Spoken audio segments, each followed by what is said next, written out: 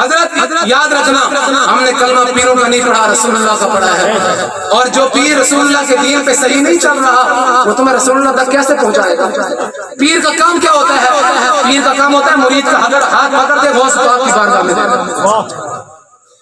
پیر کا کام ہوتا ہے مرید کا ہاتھ پکڑ کے غوث پاک کی بارگاہ میں دینا، اور غوث پاک پھر آگے پہنچاتے ہیں، وہ آگے پہنچاتے ہیں، پھر وہ آگے پہنچاتے ہیں، پھر اگر وہ نقشبندی ہوتا ہے تو سیدنا صدیق اکبر کے ہاتھ میں ہاتھ جاتا ہے۔ سمجھ آیا یا نہیں آیا؟ سیدنا صدیق اکبر رضی اللہ تعالیٰ عنہ کے ہاتھ میں ہاتھ جاتا ہے، یا پھر چشتی ہوتا ہے تو علی المرتضیٰ کے ہاتھ میں ہاتھ۔ سمجھ آیا یا نہیں آیا؟ تو یہ پیروں کا کام ہوتا ہے ہاتھ پکڑ کے آگے دے، یہ نہیں ہوتا کہ اپنے ارد گرد گھمائیں، ہاتھ پکڑ کے آگے دے۔ اعلیٰ حضرت عظیم البرکت نے پیر کے لیے کیا شرائط لکھی ہیں سن لو جی۔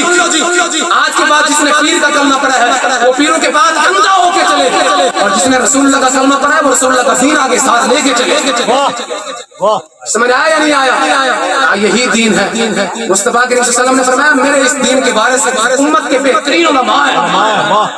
آج تم کہو کہ ان علماء کو ہم نہیں آنے دیں گے ظالموں، حضور فرما رہے ہیں یہ امت کے بہترین علماء، لوگوں میں سے بہترین، اور فرمایا یہ تمہیں ہیرا پھیری کرنے والے کے ہیرا پھیری سے اور جاہل کی توڑ مروڑ سے یہ تمہیں دین صاف اور شفاف نکال کر کے دیں گے، یہی علماء۔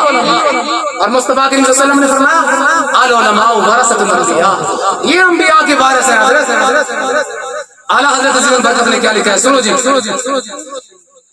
اعلیٰ حضرت عظیم البرکت نے لکھا پیر کے لیے 4 شرائط ہیں۔ سب سے پہلی شرط یہ سن لو، جس پیر کے اندر یہ ہو وہ پیر تمہارا بھی مقتدا ہے، میرا بھی مقتدا ہے، وہ پیر تمہارا بھی رہنما ہے، میرا بھی رہنما ہے۔ اس پیر کے اندر یہ 4 شرطیں نہیں ہیں، ہم ان کو ماننے کے لیے بالکل تیار نہیں ہیں۔ پہلی شرط اعلیٰ حضرت عظیم البرکت فرماتے ہیں فتاوی رضویہ جلد نمبر 21 صفحہ نمبر 492، اعلیٰ حضرت عظیم البرکت فرماتے ہیں سب سے پہلی شرط یہ ہے کہ پیر کے لیے ضروری ہے صحیح عقیدہ سننی۔ بولتے کیوں نہیں ہو؟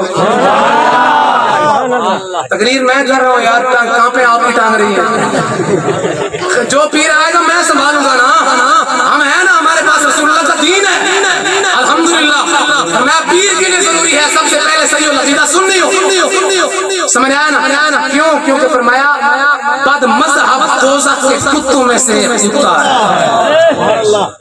جو پیر صحیح العقیدہ سننی نہیں ہے وہ پیر نہیں ہو سکتا، وہ دوزخ کے کتوں میں سے ایک کتا ہے۔ اور فرمایا صرف دوزخ کے کتوں میں سے کتا نہیں ہے، فرمایا رب تعالیٰ کی بدترین مخلوق ہے۔ یہ اعلیٰ حضرت عظیم البرکت نے فرمایا رب تعالیٰ کی بدترین مخلوق ہے، اور آپ نے فرمایا ایسا نہیں ہے، یہ حدیث مبارکہ میں آیا۔ اعلیٰ حضرت نے فرمایا یہ ایسا نہیں ہے، یہ حدیث مبارکہ میں آیا ہے۔ دوسری شرط، پہلی شرط کیا ہے؟ صحیح العقیدہ سنی ہو، نہ صحابہ کو بھونکتا ہو نہ اہل بیت کو بھونکتا ہو، دونوں سے پیار کرنے والا ہو، رسول اللہ سے بھی کوٹ کوٹ کے پیار کرنے والا ہو۔ حضور کے صحابہ میں سے کسی کو یہ نہ کہتا ہو نو ڈیمانڈ معاویہ، کسی صحابی کے بارے میں یہ بھی نہ بھونکتا ہو نو ڈیمانڈ معاویہ، میری ایسی کی تیسی تو کون ہوتا ہے معاویہ کے خلاف بک بک کرنے والا؟ اے پنڈی کے کتے، شرم نہیں آتی تم کو؟ حضور کے صحابہ تو رضی اللہ عنہ مرضوا رب ان سے راضی ہے، وہ رب سے راضی ہے۔ آج اگر کوئی آ کے بھونکے خبردار، اگر کسی نے جرأت کی تو سنیں دوسری شرط پیر کے لیے ضروری ہے علم کا ہونا۔ پیر کے لیے کیا ہے جی؟ علم کا ہونا ضروری ہے۔ پیر عالم دین ہو، کیوں؟ آپ نے فرمایا اس لیے کہ بے علم بندہ خود خدا تک نہیں پہنچ سکتا، تمہیں کیسے پہنچا سکتا؟ میری باتیں سمجھ آ رہی ہیں نہیں آ رہی؟ فرمایا بے علم بندہ خود خدا تک نہیں پہنچ سکتا، تمہیں کیسے لے کے جائے گا؟ یہ اعلیٰ حضرت فرما رہے ہیں 2 شرطیں صحیح عقیدہ سننی ہو اور پیر عالم دین ہو، اتنا علم اس کے پاس ہو کہ ضرورت کی مسائل کتابوں سے خود اخذ کر سکے، خود نکال سکے۔ اور تیسرا آپ نے فرمایا پیر کے لیے یہ ضروری ہے کہ گناہ کبیرہ سے پرہیز کرتا ہو۔ پیر گناہ کبیرہ سے کیا کرتا ہو؟ پرہیز کرتا ہو۔ کیونکہ اس لیے کہ فاسق کی توہین واجب ہے اور پیر کی تعظیم واجب ہے، کہ پیر فاسق نہ ہو۔ فاسق کون ہوتا ہے؟ جو گناہ کبیرہ اعلانیہ طور پہ کرے، اس کو کہتے ہیں فاسق مولن. اعلیٰ حضرت نے فرمایا پیر فاسق مولن نہیں ہو سکتا. اب آپ سوچتے رہیں اور خود میں دماغ میں گھماتے رہیں کون سا ایسا پیر ہے جو داڑھی کٹواتا ہے. اور اعلیٰ حضرت فرماتے ہیں جو داڑھی کٹواتا ہو اس کی توہین واجب ہے. ہم اس پہ پھول نشاور کر کے اسٹیجوں پہ لے کے آئے. اعلیٰ حضرت کیا فرماتے ہیں اس کی توہین واجب ہے, اس کی اعانت واجب ہے, اس کی تعظیم واجب نہیں ہے. اور چوتھی اور آخری شرط اعلیٰ حضرت عظیم البرکت کیا فرماتے ہیں؟ آپ فرماتے ہیں چوتھی شرط یہ ہے کہ اس کا سلسلہ اتصال ہو. یہ کس کا مرید ہے, پھر وہ کس کا مرید ہے, پھر وہ کس کا مرید ہے, اور پھر وہ مرید ہے غوث اعظم کا, اور پھر وہ مرید ہے سیدنا صدیق اکبر کا. فرمایا اس کا سلسلہ سند اتصال رسول اللہ تک جاتا ہو.